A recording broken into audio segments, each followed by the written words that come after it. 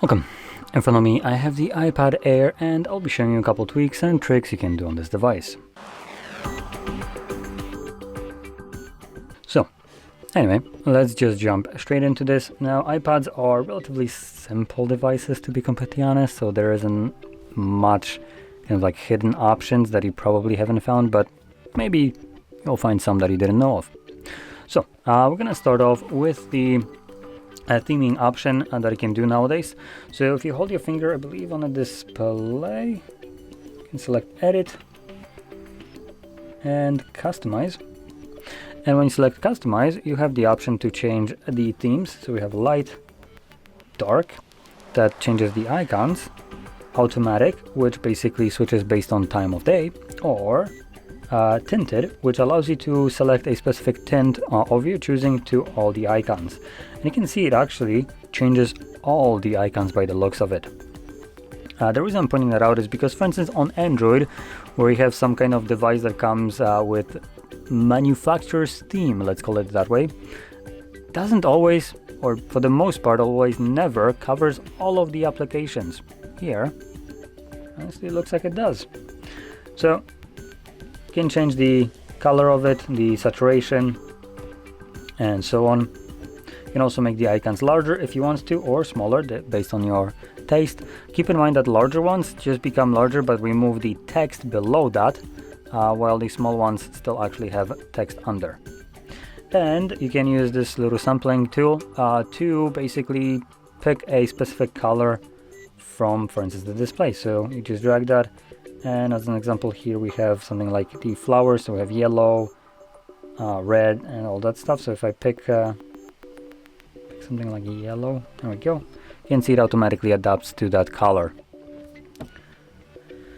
Now I'm gonna go back to the light ones and move on. So next we'll be checking out in the settings. Now I don't know if I need to turn that on. Let's quickly check. Yep, looks like Yep, so I do need to turn it on by default. Now when you do this, it does pop up with this option right here, and you can tap on it. It will take you automatically to this section. But let's actually check the other side. Come on.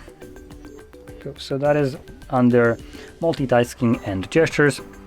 I actually didn't write that, so that was pretty beneficial for me. And in any case, so from here, you can enable these kind of gestures. So these are the last option. Swipe finger from corner, and you have a couple of things. So we have bottom left corner will get you a screenshot, while bottom right corner will get you quick notes. As you can see, we can now pull up quick notes, and you can also change this to do something else. So the options here are fairly limited, but for instance, for the quick notes, I find it to be pretty nice, as you can just kind of whip it out quickly and utilize it whenever you need it. Now another thing in here will be the multitasking. You can see right here, and what you can do is basically nowadays multitask on here when we have a couple different ways to do it. So we have off, then we have split view, and slide over. So let's see if I actually remember how to turn those on.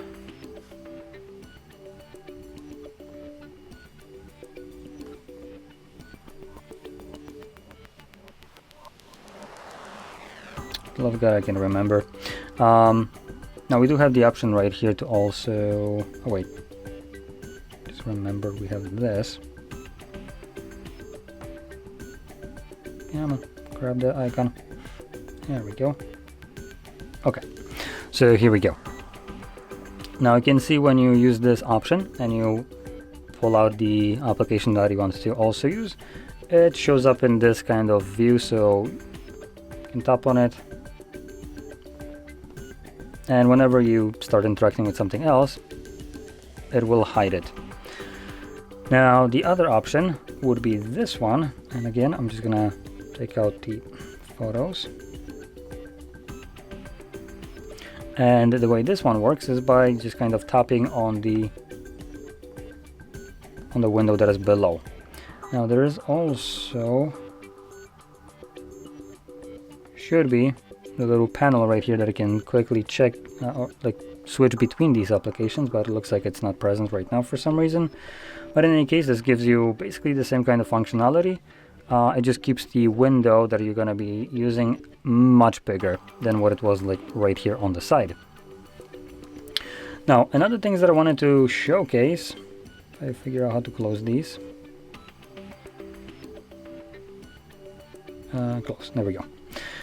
Would have been in the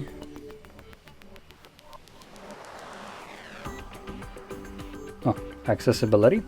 Now there's a couple of interesting options in here, which I didn't see on any other, for instance, Android device. So, first thing we have things like, let me quickly find this. We have the, there we go, eye tracking. Now I actually tried to test it out myself, and it works, but it loses the correct position quite quickly. So just to kind of showcase this, so I'm gonna lift up the tablet to face me. And what I need to do is just kind of look at the dot that is on the display. So it's right now calibrating my eyes, or a tablet, to basically know where my eyes are looking. And once it's done so, you will see how that looks like.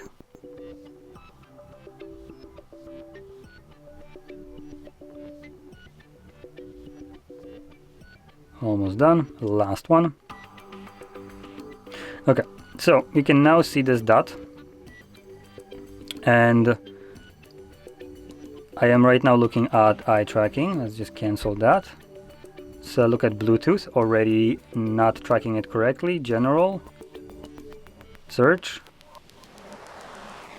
This is okay. Accessibility. So it's already kind of pointing, like I'm looking exactly right here. So the options that are more towards the middle are being tracked at the moment okay-ishly. But the longer you try to use this, the more out of sync this gets, and I think also the position of the tablet will switch how this actually works. Now, chances are this might get improved over time. Let me quick turn that off. Let's go back here, don't allow, and eye tracking, there we go.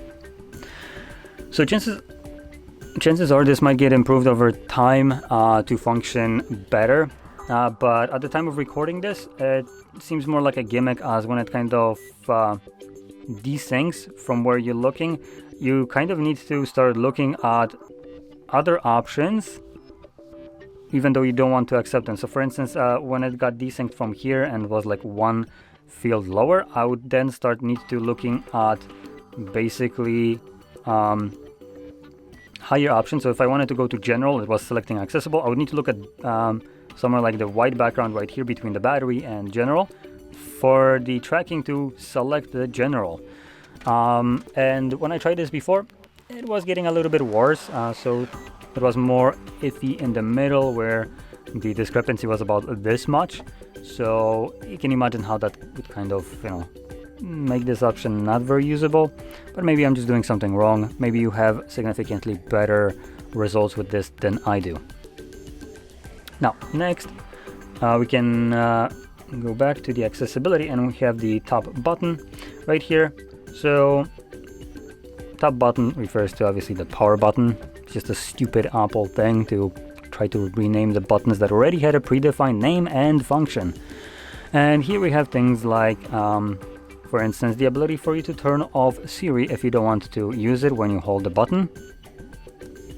Now, I don't have it set up, so it won't really turn it on, but I'm pretty sure you know how that functions. So if you don't want that, you can turn that off, and then now when you hold it, nothing happens, as you can see. Next, I have click speed. So this is for, I believe, double click. adjust the speed required to double or triple click the top button. So I don't think there is any function right now assigned to this, so it has no actual usability. But if you have some kind of action, this would basically allow you to change how fast you need to press the button for it to actually do that activity. And that basically sums it up. So anyway, if you found this very helpful, don't forget to hit like, subscribe, and thanks for watching.